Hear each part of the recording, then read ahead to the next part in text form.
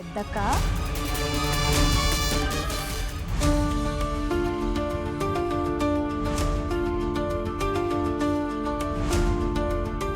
ఏంటి ఇది పైనుంచి ఎలా?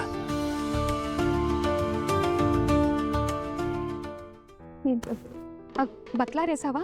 అవునక్క, ఆరడానికి బట్టలన్నీ మేడ మీద వేసేసాను. ఇది ఎలా జరిగింది? నేనైతే దీన్ని నా కళ్ళతో బయట చూశాను కదా. కాదు నా కళ్ళు నన్ను మోసం చేయలేవు. పెద్దమ్మా, ఇదిగో బట్టలు ఆరేసి ఆహానా వచ్చేసింది. నాకు కనిపించింది లిలే. ఎందుకే నా మందులకి టైం అవుతుంటే ఇప్పుడే బట్టలు ఆరబెట్టాలా? ఈ మధ్య నాకు మందులు వేయడం మర్చిపోతున్నాం. లేదమ్మా, అదేమీ లేదు. ఇదిగో ఇప్పుడే ఇచ్చేస్తాను. బట్టలు చాలా ఎక్కువగా ఉన్నాయి కదా, అందుకే ఆరేసేసరికి చాలా సమయం పట్టేసింది. ఇంకా ఇల్లు శుభ్రం చేయడానికి కూడా ఇవాళ చాలా సమయం పట్టింది. చూస్తున్నావా ఎలా టకటక అబద్ధాలు ఆడుతోందో? దీని లోపాల కూడా భయం అన్న మాటే లేదు. నిజమే చెప్తున్నారక్క మీరు. ఇంకా మీ మంజరి మడుదున్నారుగా, వచ్చి ఇన్స్పెక్టర్లా మారి వెంటనే విచారణ మొదలు పెడతారు. అయితే మనం దొరికేసాం. అవునా అక్క, నాకు అనిపిస్తోంది ఈయన ఎక్కడైనా ఆహానాన్ని చూసుంటారు కదా. తెలియదు కానీ వీరికి ఏదో తెలుసు అనిపిస్తుంది. ఖచ్చితంగా తెలిసి ఉంటుంది. చూడు ఎలా చూస్తున్నారు. వదిలే అక్క, ఒకవేళ చూస్తే చూడనివ్వు. ఎలాగూ ఏమీ అనట్లేదుగా. చూసినా ఎలా నిరూపిస్తారు? ఎందుకంటే ఆహానా ఇప్పుడు మేడ మీద నుంచి వచ్చింది కదా. నిరూపించలేరు. ఓహో, అరే చిన్న, నీకు ఈమె గురించి తెలీదు. వీరికి గనక ఏమైనా తెలిస్తేనా అప్పుడు ఈయన మన ముగ్గురితో కిచిడీ చేసి నైవేద్యం పెట్టి జనాలకు పంచేస్తారు. అమ్మా, మీకు మందులు ఇక్కడే ఇవ్వనా, నేను గదిలోకి వెళ్ళాకనా? నీకెక్కడ ఇష్టమో అక్కడే ఇవ్వు తల్లి. ఇప్పుడు మీరు రూమ్కి వెళ్ళి పడుకుంటారు కదా, అందుకే అడుగుతున్నాను. అందుకే లేదు, ఇవాళ నేను పడుకోను. రేపటి పూజకి ఇంకా ఏమీ రెడీ కాలేదుగా, అవి చెయ్యాలి. అవును, రేపు ఏర్పాట్లన్నీ కనిపిస్తాయిలే. ఏంట్రా రేపేం కనిపిస్తుంది? అంటే పూజ రేపే కదా, కాబట్టి రేపటికల్లా అన్ని ఏర్పాట్లు అయిపోతాయి. పూజ ఇవాళ కాదు కదా. నేను చూడాలనుకుంటున్నాను వాళ్ళు ఎలా మ్యాజిక్ చేసి అట్టహాసంగా ఈ ఇంట్లో పూజ జరిపిస్తారో. హోల్ 2 అన్న పూజ ఘనంగా కాకపోయినా కానీ అమ్మ జన్మాష్టమి పూజ చేయించారనుకుంటే మాత్రం పూజ ఖచ్చితంగా జరుగుతుంది. అవును, నేను వెయిట్ చేస్తున్నా. రేపు మీరందరూ ఎలా ఏ మ్యాజిక్తో పెద్దత్తయ్య పూజ కోరికని ఎలా నెరవేరుస్తారో మాకు కూడా తెలియాలి కదా. మీ అందరిలో ఎంత టాలెంట్ ఉందో.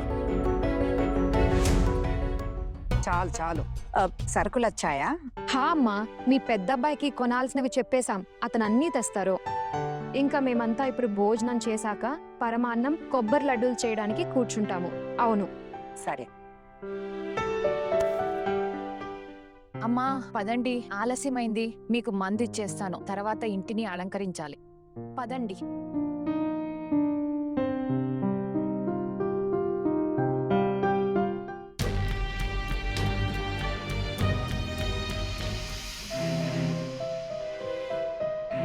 ఏంటి దాహనా, గిడ్వి మాసి ఇంటికి వెళ్ళొద్దని నీకు చెప్పాను కదా, అయినా నువ్వు అక్కడికి వెళ్ళావు.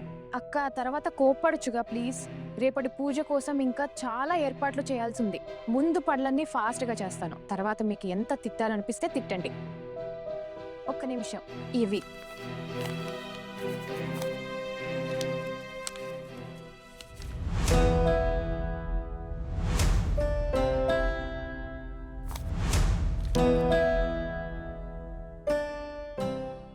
ఎన్ని డబ్బులా? అక్క, 50,000 రూపాయలు. పూజకు 25,000, మాసికి నెలవారీ వడ్డీకి ఇంకో 25,000 దాచాలి. నీకు బుర్రపోయిందా? 25,000 రూపాయలు ఖర్చు చేస్తామా? అక్క, ఆ మాత్రం ఖర్చవుతుందిగా. ఇంతమంది అతిథులు, బంధువులు, ఇరుగు పొరుగు వాళ్ళు వస్తున్నారు కదా, లోటు ఉండకూడదక్క. ఇన్నాళ్ళ తర్వాత అందరూ ఇంటికి వస్తున్నారు. మర్యాదలు చేయాలంటే అంత ఖర్చు తప్పదుగా. పైగా వీరిలో ఎవరైనా రాత్రికి ఆగిపోతే వాళ్ళకి రాత్రి భోజనం వద్దని చెప్పలేం కదా. అయినా సరే ఈ 50,000 రూపాయలెలా? అక్క, ఇప్పుడే చెప్పానుగా, మర్చిపోయావా? ఇందులో 25,000 మాంజీకి ప్రతి నెల వడ్డీకి పక్కన పెట్టాలి కదా.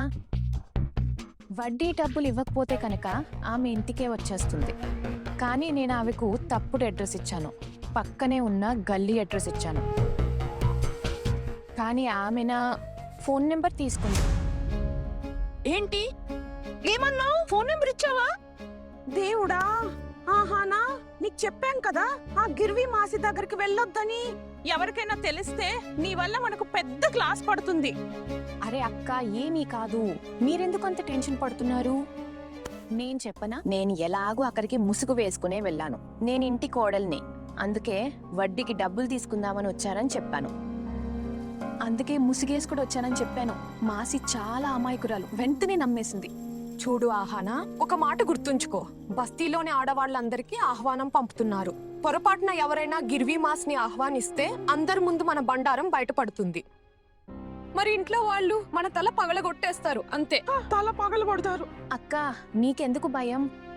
నాకో మాట చెప్పండి, గిర్వీ మాసి ఇక్కడికి వచ్చిన నన్ను ఎలా గుర్తుపడుతుంది? నేను నా ముఖం ఆమెకు చూపించలేదు కదా, అవునా కాదా? నేను ముసుగు వేసుకుని వెళ్ళాను, ఆమె నా చెయ్యి మాత్రమే చూసింది.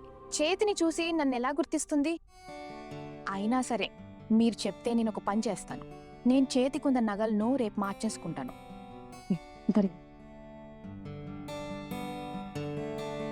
ఏమో తెలియదు కానీ నాకు చాలా టెన్షన్గా ఉంది. ఉఫ్ఫు అక్క, ఇలా అనవసరంగా టెన్షన్ పడకండి. లేదు ఆహానా, నీకున్నంత ధైర్యం మా అందరిలో లేదు. నీ సాహసానికి నమస్కారం, దండాలు. ఈ ఇంట్లో నువ్వు చేస్తున్న దాంట్లో ఏది మేమెప్పుడు చేయాలనుకోలేదు. అక్క, ఎప్పటికైనా ఈ నియమాలు మనం బ్రేక్ చేయాల్సిందేగా, లేదంటే బతికేదెలా? అమ్మనే చూడండి, ఎలా కుమిలి కుమిలి తన జీవితం అంతా గడిపేశారో. మనసులోనే పుట్టింటికి వెళ్ళాలనుకున్నారు, తన అన్నదమ్ముళ్ళు కలవారని తప్పించిపోయారు. కానీ కట్టుబాట్ల వల్ల ఎప్పుడూ వెళ్ళలేకపోయారు. కానీ ఇప్పుడు చూడండి, అమ్మ కోరిక నెరవేరాక ఆమె ఎలా మారిపోయారో. అలాగే అక్క, మనం కూడా అప్పుడప్పుడు మన మనసు మాట వినాలి. అలా వినకపోతే చూడండి, మన జీవితం కూడా ఇలాగే గడిచిపోతుంది. ఇంకా ఇలా అనిపిస్తుంది, స్వేచ్ఛగా ఊపిరి కూడా పీల్చుకుంటలేము. ఆహనా, ఆనా నీ మాట కరెక్టే, కానీ మన ఇద్దరు అత్తలు ఎక్కడికి వెళ్ళారో చెప్పు. ఏమి చెప్పకుండా అలా వెళ్ళిపోయారు. ఎప్పుడు తిరిగి వస్తారో కూడా తెలియదు. వదినా, ఆ అమ్మాయికి ఎలాంటి గుణపాఠం చెప్తానంటే జీవితాంతం ఎగరడం మర్చిపోతుంది. ఠాకూర్జీ ఎంతమంది ఉంటారో లెక్కేశారా? అంటే బస్తీలోనే సుమారు 100 మంది పైగా. బోంగు వాళ్ళ మైకే వాళ్ళు, అక్క మైకే వాళ్ళు కూడా ఉంటారు కదా. ఒక పని చేయండి వదినా, మీరు మీ పుట్టింటి వాళ్ళని కూడా ఆహ్వానించండి. ఠాకూర్జీ, నేను నా పుట్టింటి వాళ్ళని నేనే పిలవాలా? సరే అయితే నేనే చెప్పేస్తాను.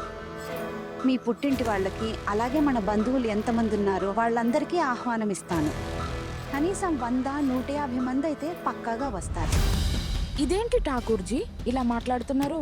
అరే వదినా, అలాగైతే వాళ్ళందరినీ మనం ఎలా ఇరికిస్తాం? ఆ అమ్మాయికి ధైర్యం చాలా పెరిగింది కదా, అత్తగారి కోరిక నెరవేర్చాలి కదా. రేపు చూస్తాను తన అత్తగారు అవమానపడకుండా ఎలా కాపాడుకుంటుందో. లేదంటే చిన్న నాటకాలు కూడా బంద్ అయిపోతాయి. తన భార్యను నెత్తికెక్కించుకున్నాడు కదా. ఒక మాట గుర్తుంచుకో చిన్న వదిన, ఆ అమ్మాయిని ఈ ఇంట్లోంచి బయటికి గంటించిన తర్వాతే నేను ఊరుకుంటాను. ఇప్పటి వరకు ఎవరూ చేయలేనిది అది చేయడానికి వచ్చింది తను. ఠాకూర్ గారు, ముందుగా చెప్పకపోతే జనాలు కడుపు మార్చుకుని వెనక్కి వెళ్ళాలి కదా, ఇది కరెక్టేనా? అరే, నేను కోరుకునేది కూడా అదే వదినా. అందరూ ఆకలితో వెనక్కి వెళ్ళాలని. అప్పుడే కదా మన ప్రియమైన వదిన దుర్గాదేవి సేన్కు బాగా అర్థమవుతుంది తను ఇప్పుడు ఎంత పెద్ద తప్పు చేసిందో అని. ఆ తెలివి తక్కువ అమ్మాయిని లీడర్గా చేసి ఇప్పుడు అందరి ముందు అవమానం జరుగుతుంది కదా. అప్పుడు దాని పెద్ద పెద్ద మాటలన్నీ గాలిలో కలిసినట్టే అవుతుంది. వాళ్ళు ఇంతమంది భోజనానికి ఏర్పాటు చేసి ఉండరు కదా. కానీ ఠాకూర్ గారు, ఎవరైనా అడిగితే ఇంతమందిని ఎందుకు పిలిచారు, ఎవరిని అడిగారు అని. నేనేం చేశాను వదినా? నేను బస్తీలోని ఆడవాళ్ళనే పిలిచాను కదా. ఒకవేళ వాళ్ళేంటి మగవాళ్ళు కూడా వస్తే అందరూ నేనేం చేయగలను? నన్ను ఎవరో పిలవమని పంపలేదు కదా. అయినా వదినా, నా ముందు వాళ్ళ ఎత్తుగడలేవి చల్లవు కదా. నన్ను గుర్తుపట్టలేదా? బహుశా పక్కింటి ఆడవాళ్ళను పిలవడానికి వెళ్ళిందేమో. అయితే మంచిదేగా, లేదంటే పెద్దమ్మే స్వయంగా వెళ్లాల్సి వచ్చేది. ఎలాగో ఆవిడకి ఆరోగ్యం బాగోలేదు కదా, ఇంత ఎండలో వెళ్తే ఆవిడ ఆరోగ్యానికి మంచిది కాదు. బస్తీలోని ఇంకొందరి మహిళల్ని ఆహ్వానించాలి కదా. ఎంత సమయం పడుతుంది? ఒక 4-5 ఇల్లే కదా. సరే వినండక్క, 50 మందికి బందోబస్తు చేద్దాం, ఓకేనా? ఆ లెక్కర అందరికీ ఏర్పాట్లు చేద్దాం. 50 మందికి ఎవరైనా వంటవాడిని పిలిస్తే ఎంత బాగుండేది కదా. కానీ మన ఇంట్లో వాళ్ళు ఈ మాట ఒప్పుకోరు. పెద్ద వంటవాడు అవసరం ఏముంది? మన నలుగురు ఉన్నాం కదా, కలిసి చేసేద్దాం. అవసరం ఎందుకు లేదు, చాలా ఉంది. ప్రసాదం మొత్తం చేయాలి, నైవేద్యం చేయాలి, తర్వాత పంచాలి కూడా. ఇదంతా మనం చేయగలమా? అరే అక్క, ఖచ్చితంగా అవుతుంది, ఎందుకు కాదు? ఒక పని చేద్దాం, ఉదయం 4 గంటలకే లేచిపోయి అతిథులు రాకముందే భోగం చేసేద్దాం, సరేనా? ఇంకా పండితులు వచ్చాక ఆయనతో కలిసి మిగతా ఏర్పాట్లు చేసుకుని తర్వాత భోగం పంచుతాం. ఎందుకు? అవును, సరే, ఇదే కరెక్ట్. 50 మందికే కదా నైవేద్యం తయారు చేయాలి, మనమంతా కలిసి చేసేద్దాం. అంత పెద్ద విషయం ఏమీ కాదు కదా. అదన్నమాట సంగతి. మన నలుగురం గట్టిగా అనుకుంటే ఇంకా చాలానే చేయగలం, అవునా? కానీ ప్రస్తుతానికి ఇది చాలు. శ్రీకృష్ణ, నీ కృప ఇలాగే ఉండాలి తండ్రి. డబ్బులైతే నువ్వే ఏర్పాటు చేసావు, ఇప్పుడు మా వంతు వచ్చింది. నేను మనసారా నిన్ను ఆరాధిస్తున్నాను. ఏనుగు, గుర్రం,